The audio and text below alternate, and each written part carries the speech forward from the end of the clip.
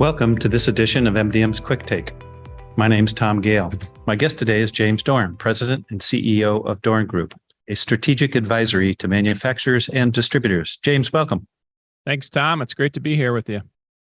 I'd like to talk this week about pricing for digital commerce. There's a couple angles here that prompts this. One is I'm in a lot of conversations lately around sales transformation process, this struggle around outside, inside, and digital platform selling. It's a wrestling match. But the other aspect of this that I think is a critical component is around the pricing component of this. And this is, again, something that people struggle a lot with. I'd like to dive in and get your thoughts about what some of the biggest factors you're seeing out there. So yeah, this is an extremely timely topic, Tom. We've been getting a lot of questions from distributors recently who they're in a situation to where they've invested millions of dollars into their e-commerce websites, both in software and data and in overall resource headcount. And they're asking the question, hey, we've invested all this money, but we're just simply not seeing the ROI yet. What are we missing? And, that's where we come in and we have a conversation and it starts with attribution of just how they actually are looking at return on investment. And for the majority of distributors, they fall into one of two buckets. The first bucket is they view attribution in the e-com business as part of a larger corporate strategy of omni-channel, right? So the e-com channel is just simply there to help their customers find the right information at the right time, and they can still pick up the phone and place the order, or they can still go into a branch and place that order. So the e-com channel is just there as another form of communication. If they want to check out through the cart, that's there as well. But, the measure of success with this group of distributors is, hey, is our account base and our revenue growing to where, all of these channels combined are helping us capture more wallet share and helping us capture new customers. How do you manage the attribution as far as with your sales reps in terms of them having a fear that they're not going to get credit for that sale? I mean, that's a fairly common thing. That's another really big topic, Tom. Because a lot of this is so new, we've actually seen a lot of distributors take the approach of, hey, we're still going to give commission to our sales team. Because at this point, we care more about growing the customers and, really figuring out where a lot of this is headed. So they're not looking to create this huge conflict internally with their sales teams and whatnot. But over time, as distributors progress into this, they create inside selling teams and they create digital selling teams. And a lot of those commissions move from field to inside and then just to, say, house accounts, if you will. Makes sense.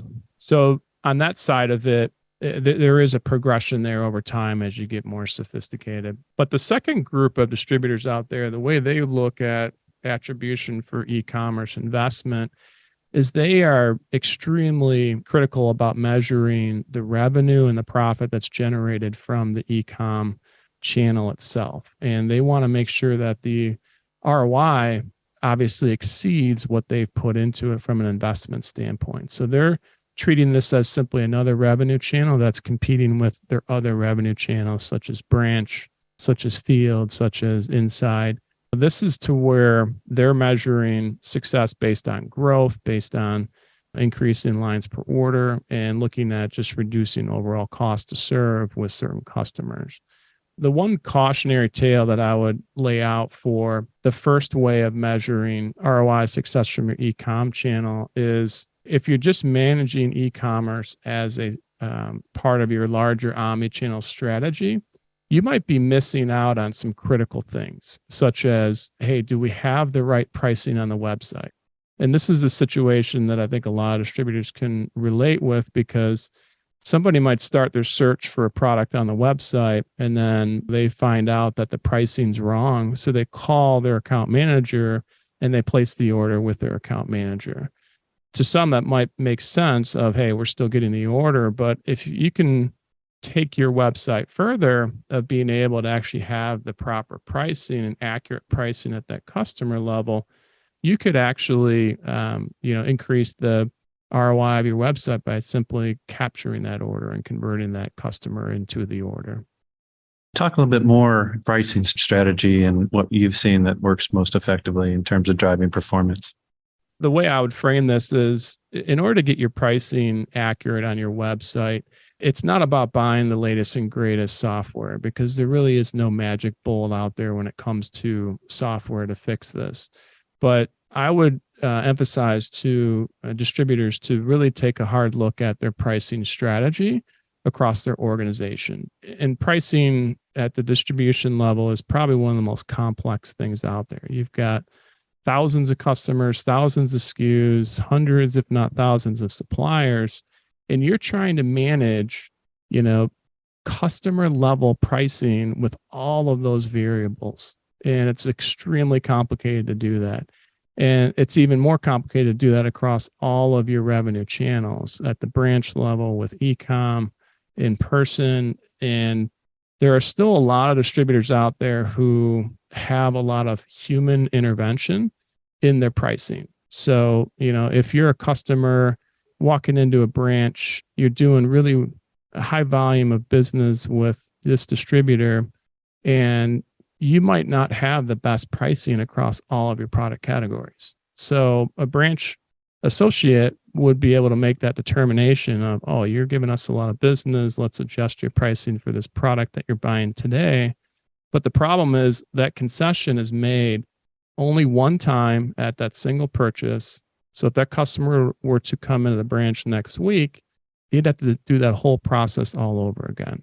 So a lot of times there's this human intervention involved to where distributors never really address the root of their overall pricing strategy and get to a point to where they're adjusting that pricing at a customer level. And that's ultimately where you need to get to in order to have your pricing on your e-commerce website to be very accurate to a point to where a customer does not have the need to pick up the phone and actually place that order through one of your associates.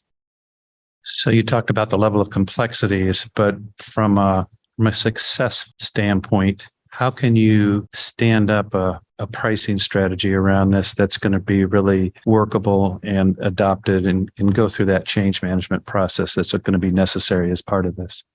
It's a great question. The way in which distributors usually start this process is they start to structure their pricing by 3 levels. Say a floor, which is the lowest price that you can offer to any customer for any given product. A target price, which is ideally what you want all your associates to be selling those goods for. And then maybe even a stretch price of, hey, if you can get more for this product, get it. Be more opportunistic in how you do that. And that's probably the simplest way to start structuring it. But the problem distributors run into is it's a short-term win. They might gain in some of the profitability by adjusting the floor across their organization. But what happens is customers eventually start to push back because the pricing on all their goods is coming up, and they start to really voice their opinion. And then it creates this backlash from the sales team back to the organization. So we actually suggest approaching it both as an art and a science. And a lot of that comes down to getting to a point to where you've got customer level pricing. And the way to do this across thousands of customers is by creating clusters of customers or segments of customers. And you're doing blanket pricing across those segments of customers to where you're applying custom pricing structures to those customer segments based on how much they're buying, based on who they are, based on types of products they're buying.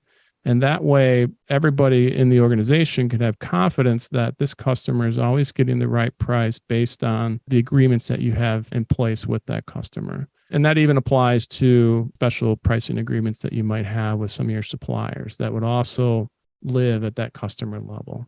What's the low-hanging fruit as far as people think about how to increase the performance of their digital channels around the pricing aspects of this?